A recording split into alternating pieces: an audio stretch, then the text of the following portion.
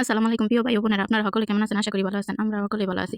ছোট একটা চুলার মধ্যে, ছোট একটা পাতিলের মধ্যে এই সামান্য পরিমাণ দুধ দিয়ে রসগোল্লা বানাবো। এইখানে দুধটা ভালো মতো বলক কইরাইয়া এখন আস্তে একটা লেবু কাইট্টা অর্ধেকখানি কাইট্টা চিপা দিতেছি যাতে কইরা ছানাটা কাইটা যায়। ছানা কাটলে একা দুধটা পারফেক্ট হবো। তাই ছানাটা আগে কাইটা নিতেছি।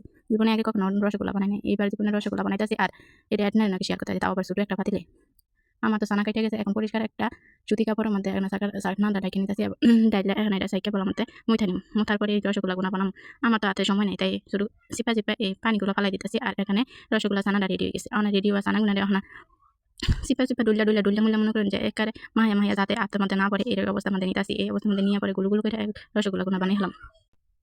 রসগোল্লা প্রায় মুথা শেষ। এখন সুন্দর একটা ডোডা হবো। এখন ডোডা হইলে এক হাত দিয়ে কিন্তু আমি মিষ্টিগুলো বানাইছি। আপনারা আসলে দুই হাতে কিন্তু মিষ্টিগুলো বানাবার পাইবেন।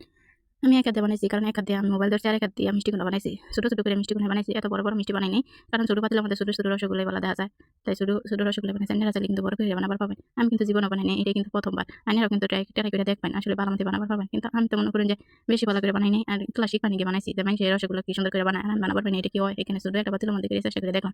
আশা করি ভবিষ্যতে বড় একটা পাতিলের মধ্যে বড় বড় রসগোল্লা বানাবো, এরকম একটা প্ল্যান আছে আমার। অন্ত রসগোল্লা হয়ে গেছে। আরেকটা পাতিলের মধ্যে কিছুটা পরিমাণ পানি আর চিনি দিয়ে একেবারে সুন্দর একটা শিরা বানাবো। এদিকে পানিটা দিলাম, আর আমার মাইয়া এই যে চিনি দিয়ে দিল। না, চিনি আর পানি জাল করে যে সময় একটু বড় করবো, সেই সময় এই রসগোল্লা এই বড় কমাতে সাইডা দিলাম।